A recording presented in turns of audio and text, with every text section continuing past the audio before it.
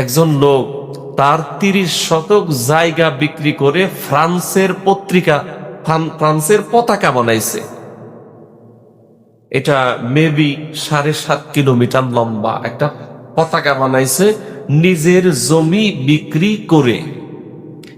এখন আমার দেশে যদি ইসলামী হুকুমত থাকতো, যদি ইসলাম থাকতো, ওরে ধরে এনে প্রশ্ন করা হয়তো যে তোর মা বাবার হক তুই যথাযথ কোনোদিন আদায় করেছিস কিনা জিজ্ঞেস করা দরকার ছিল। তোর পরিবার পরিজন, তোর সন্তান আদি আত্মীয় স্বজনের যে হক আছে এটা যথাযথ আদায় করেছিস কিনা। যদি কোনো ত্রুটি পাওয়া যেত তাহলে একেবারে পাছার চামড়া লাল করা দরকার ছিল, ঠিক কিনা বলেন? শুধু তাই না, আবার দেখলাম সে সম্ভবত পাগড়িও পরে।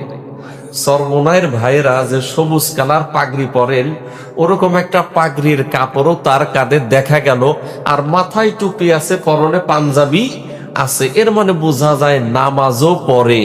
কিন্তু আল্লাহ ভালো জানেন এ জাতীয় টুপি, এ জাতীয় নামাজ, এ জাতীয় পাঞ্জাবি আল্লাহর দরবারে আদৌ কবুল হবে কি না, আল্লাহ ভালো জানেন।